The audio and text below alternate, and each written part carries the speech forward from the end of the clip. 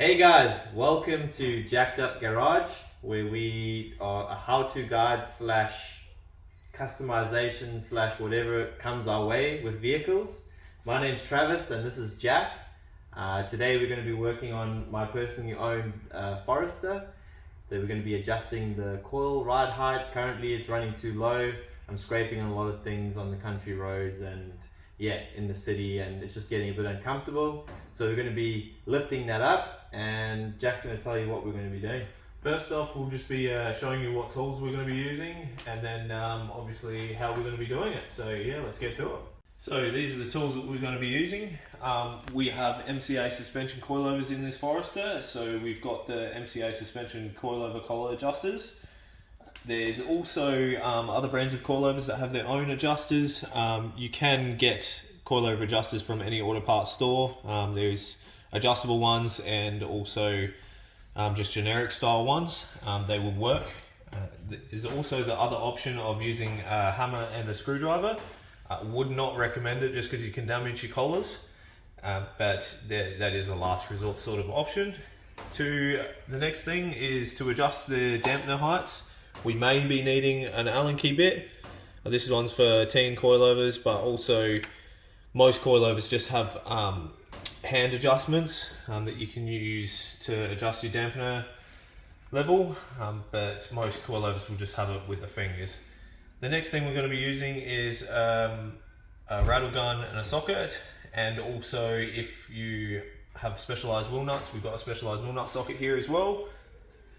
Next thing is, it's always good practice to paint pen mark all of your work, just to make sure that you've done everything properly, you've tightened everything, and you can go over everything that you've done and make sure that it's all done correctly. The next thing we're going to be using is also a torque wrench. It's always good practice to torque all of your wheels, even ones that you haven't taken off, just to make sure that you have got nice and tight wheels. It's an absolutely terrible thing if a wheel comes off, and you will definitely know about it. Last thing we're going to be using is, well, today we're not going to be using this because we've got a hoist, but if you will be on your garage floor or say your driveway, you'll be needing a jack and jack stands. It's always good practice to put jack stands under just to make sure it's all nice and safe, but for today we're going to be using a hoist. We're also going to need a tape measure, and this is to measure our ride heights before we lift the vehicle or lower the vehicle, just to make sure that we're getting the desired result that we want. When taking the measurement, you can either take it from one of two places. So either we're going to take it from the center of the cap to the actual arch, or I prefer, if it has a nice lip on the bottom, to put the tape measure in that lip and then lift it to the top, giving us the desired measurement. And then once you've measured each wheel, so both fronts and both rears, you write down your measurements on a piece of paper, and then after you've done your adjustment, you can see where you're at. In addition to adjusting your coilovers, something that's important to know, normally your coilovers will be a 1-to-1 ratio. So if you raise it 10 mil or lower at 10 mil, then you'll get that same result here. But on some coilovers, for whatever reason, you might get more or less than what you bargained for. So that's something to keep an eye out. Don't just measure it and then drop it and then pack away your tools. Make sure you do your measurements afterwards to get your desired result. So yeah, we're going to lift this thing up on the hoist. We're going to get it up and ready for the actual adjustment.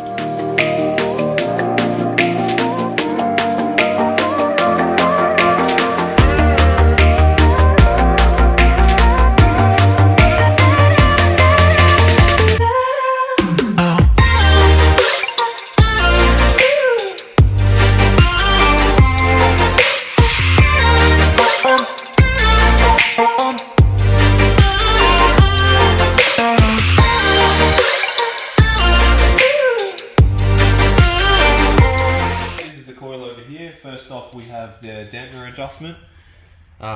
Most will have 12, anywhere from 12 to 36 clicks, or even more, even less. So basically what I like to do is, to start with, I like to go all the way one way, all the way the other, count how many clicks we got, and then put it in the middle, see how it feels, and then we adjust from there. Then also we've got our camber adjustment. Today we're not going to touch camber adjustment. We're going to need a wheel arm straight after that if we did, and there's no reason why we need to at the moment. Our wheels aren't scrubbing on the front, so there's no reason why we need to touch those. Down here we have our base height adjustment. This will just straight up adjust how high the car is, up or down. Then we've got the spring perch adjustment.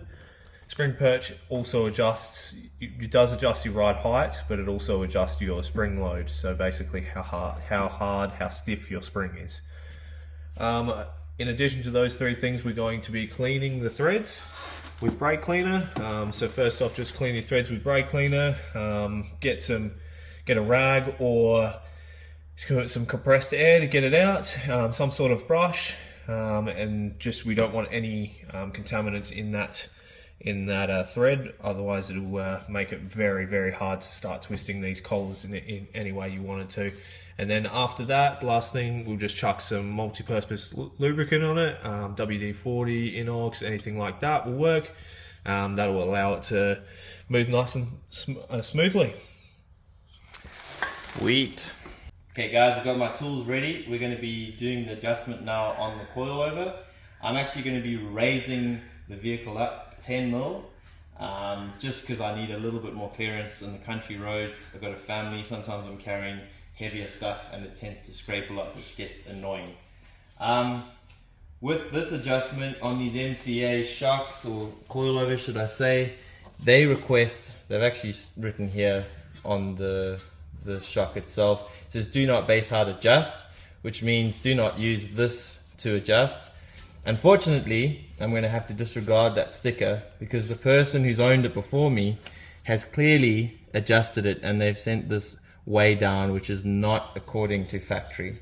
So I'm going to get it back up as close as I can to the way that it should be, and in doing that I'm also going to raise the vehicle.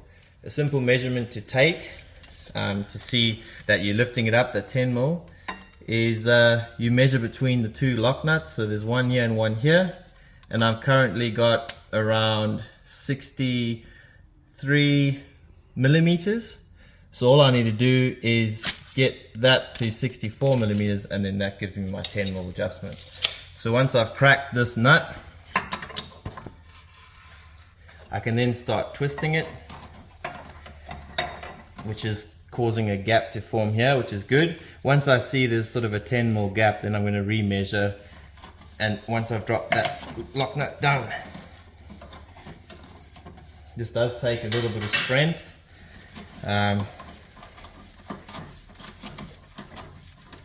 But if you wear gloves and you get in a good position, you'll be able to adjust it pretty easily. Alright, so I'm going to move this nut down. Might need a bit of assistance with this. You can see even though we've cleaned it, there's still a little bit of dirt getting in there, which does make it difficult to move it by hand and as freely as it does come from factory. But now that I've moved this down, we'll be able to take that measurement again and see where we're at. So I've got it at 70, so I got 3 mil to go. Got all the dirt in the thread. It's my intended plan.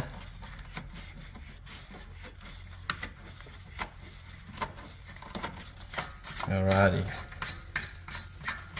I wondered also why when I started doing that the lock nut got tight. Oh man. There we go. There How's you that? go. So 73 mil.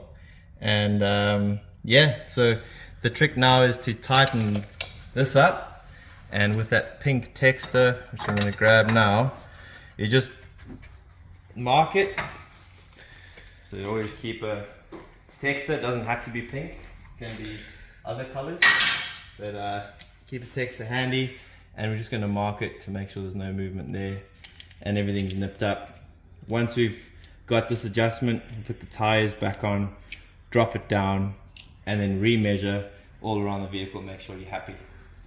Jack's just on the last coilover, but we've got the adjustment here. Happy with that.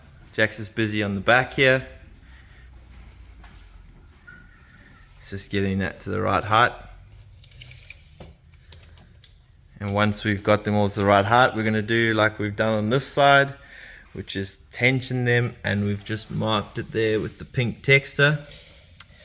So all this is ready for now is to put the wheels back on and to come down and get our measurement.